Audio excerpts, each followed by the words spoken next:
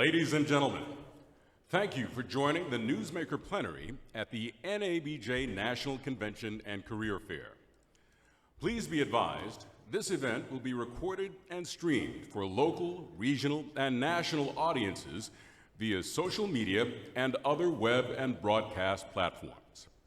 Now, please welcome to the stage NABJ President Sarah Glover. Good morning, NABJ. All right. Welcome to Day 2 of the 2019 NABJ Convention and Career Fair, an annual gathering of working journalists, students, and media professionals. This is our opportunity to network, learn, advocate, all on behalf of Black journalists around the world. This morning, we put the spotlight on conversations dominating our industry. It's political season, so we have convened some of the best journalists in the business covering this arena to give us some insights on the election. Who are these candidates?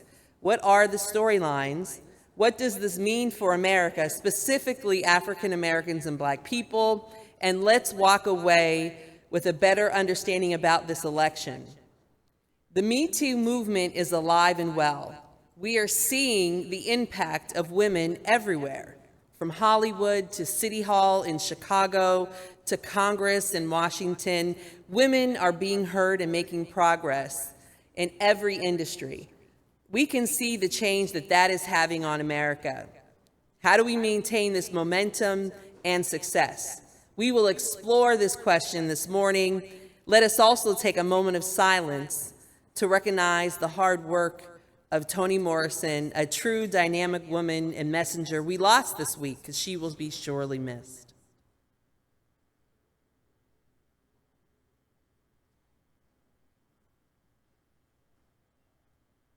Black Americans are very active on social media, but the technology gap continues to widen between Blacks and other Americans. And so why is this happening in 2019?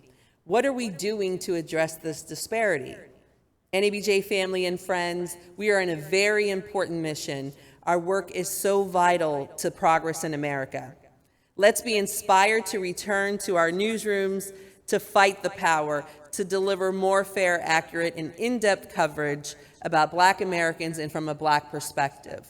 Thank you for joining us this morning and for attending our NABJ convention. A special thank you to all of our sponsors, moderators, and panelists for helping to put the spotlight on all of these issues. Have a great convention. We are going to keep on working, we are going to keep on fighting, and we are going to keep on winning, winning, winning. Do you feel at a disadvantage as a white man? As a privileged white man, they say about you. I don't feel at a disadvantage, and at the same time, I feel extraordinarily grateful. There are a lot of people who feel that we don't need another white man in the White House. All I can do is try to tell them that I will represent every one of them, whether they voted for me or not. The reason why I'm running is because I'm living the American dream my immigrant parents came to this country for. I got into this field because I think ultimately we're at a pretty dangerous point in our 243-year experiment called representative democracy. Do you have a likability problem?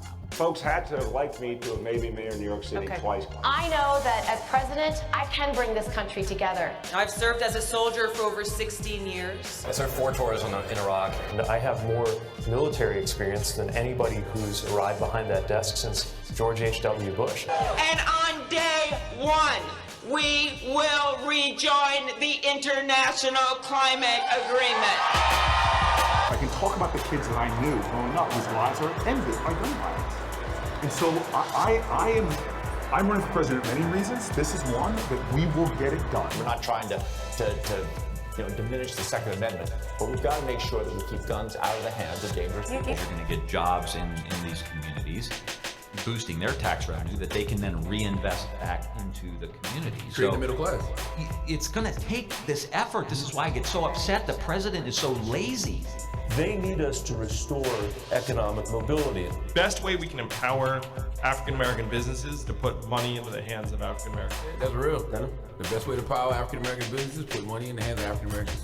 I believe in a democratic socialism that works for the working families of this country. Virtually everything many of the candidates are suggesting I've accomplished in my state. I got a lot of plans, so let me just mention a few. Do you have a plan to deal with Mitch McConnell? I do.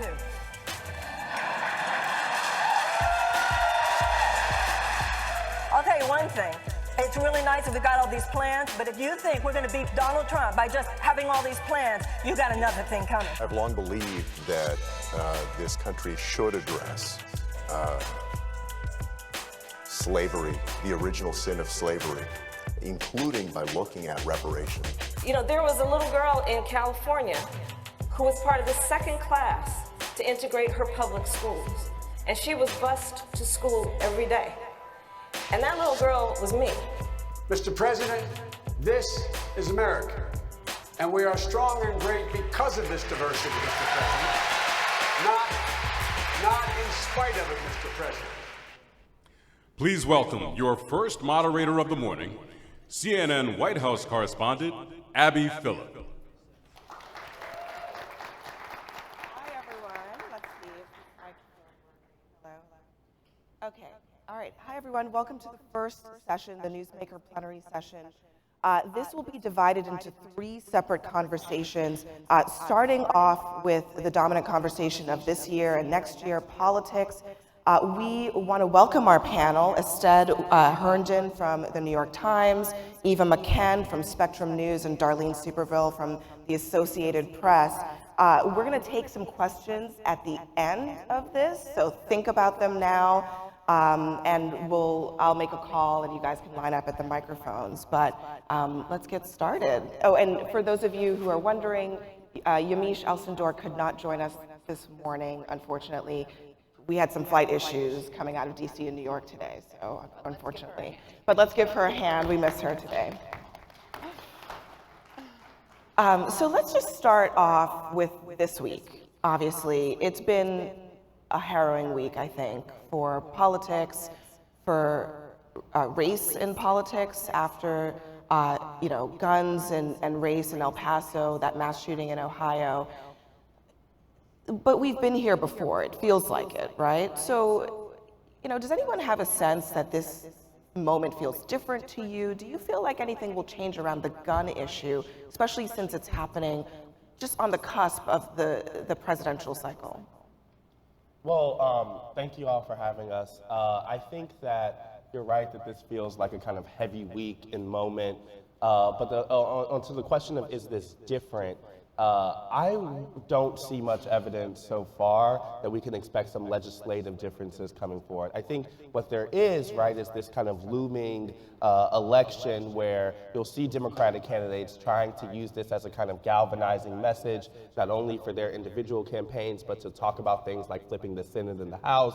And I can expect that to go forward, but we've seen some states act, right? Like Florida is one that passed some gun safety legislation after Parkland. But is that going to change the kind of congressional landscape? I mean, I would defer to folks who are in Washington, but I don't see much evidence that we should expect to change that. And Eva, you cover Mitch McConnell pretty closely. He controls the Senate. What do you think? I mean, will he let anything through the Senate? Universal background checks, even these red flag laws. What do you see? It depends on where the president is. I think that, we didn't, in terms of criminal justice reform, that for a long time, Senate Majority Leader said he wasn't going to bring it to the Senate floor, but because he got pressure from the president and because he wants to remain in good standing with the president is very popular in the state of Kentucky. He is moving where the president is moving.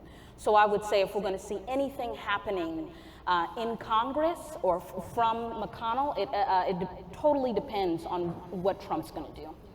And to that point, in terms of McConnell waiting to see where the president is, one of the issues that Congress has always had with this president is that one day he's on one side of the issue and an hour later, a couple hours later, a couple days later, he'll change his mind or he'll pull back from something that he threw out as a solution to whatever the crisis of the day has been. So it's not guaranteed where he's going to land this time. Yeah, Darlene, so, the other part of this after Ohio and El Paso, but particularly El Paso, is what role does the president play in terms of the rhetoric, the anti-immigrant rhetoric, in terms of white supremacy? What about that moment? Do you think that we are at any kind of inflection point for whether or not the president will change his language, or whether voters should or will hold him accountable for his role in the state of affairs of this country? I think it remains to be seen. You and I have seen the president over the course of the last 2.5 years or so, ever since he's taken office, come to these moments.